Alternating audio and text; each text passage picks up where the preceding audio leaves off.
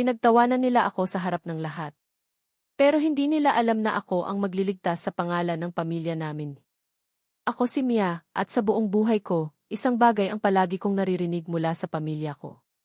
Wala kang mararating. Simula bata ako, pakiramdam ko hindi ako kasali sa sarili kong pamilya. May 3 akong kapatid. Si Carlo, ang panganay na laging pinagmamalaki ng mga magulang ko dahil engineer siya. Si Liza, ang pangalawa, na laging sinasabing pinakamaganda at pinakamatalino. At ako. Ako ang anak na palaging ikinukumpara. Kapag may bisita sa bahay, ganito lagi ang sinasabi ni Mama. Si Carlo, may magandang trabaho. Si Liza, honor student noon. Si Mia. Ay naku, tahimik lang yan. Hindi namin alam kung saan pupunta. Mas masakit pa, sinasabi niya iyon habang nakangiti. Parang biro. Pero bawat tawa nila, parang kutsilyong tumutusok sa dibdib ko. Isang araw, nagkaroon ng malaking reunion ang pamilya namin. Lahat ng kamag-anak nandoon. Suot nila ang pinakamaganda nilang damit, ipinagmamalaki ang mga anak nila. At ako, nakaupo lang sa gilid. Habang kumakain kami, biglang sinabi ni Tito. Mia, ikaw naman. Kumusta trabaho mo? O wala ka pa rin? Tumawa ang mga tao. Napayuko ako. Bago pa ako makasagot, sumingit si Carlo. Hayaan mo na siya, Tito. Hindi naman lahat kayang maging successful. Lalong lumakas ang tawanan. Pero ang pinakamasakit ay nang marinig ko ang boses ni Papa. Alam mo Mia, minsan iniisip namin kung saan kami nagkamali sa pagpapalaki sa'yo. Parang tumigil ang mundo ko. Sa harap ng lahat, pinahiya ako ng sarili kong ama. Pinilit kong humiti. Pero sa loob ko, wasak na wasak ako. Kinagabihan, habang umiiyak ako sa kwarto, nakita ko ang lumang notebook ko. Doon ko isinulat lahat ng pangarap ko. Hindi nila alam. Sa likod ng pagiging tahimik ko, may tinatayo akong negosyo online. Taon-taon kong pinaghirapan. Habang iniisip nila na wala akong ginagawa, gabi-gabi akong nagtatrabaho.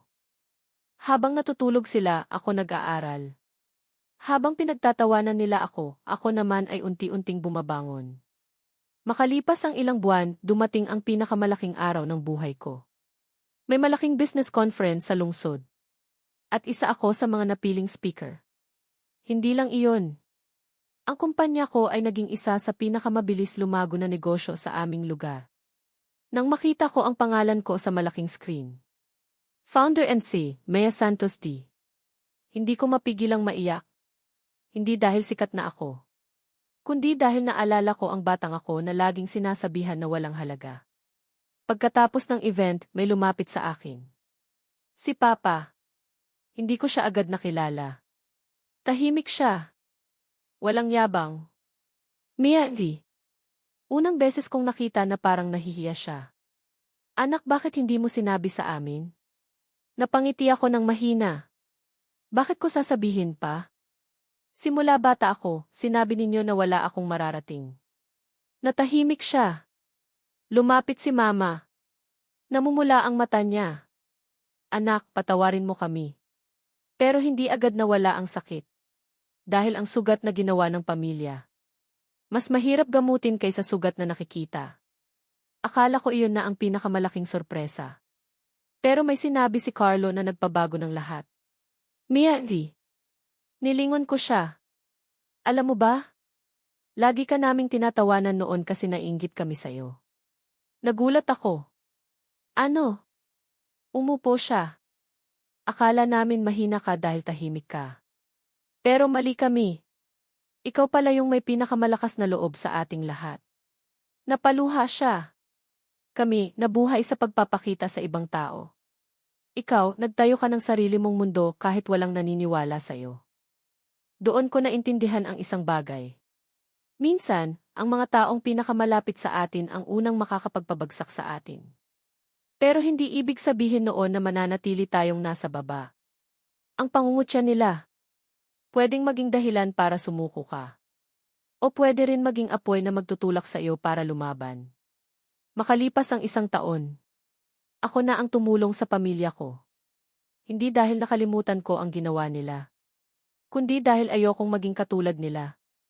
Natutunan ko na. Hindi mo kailangang patunayan ang halaga mo sa mga taong minamaliit ka.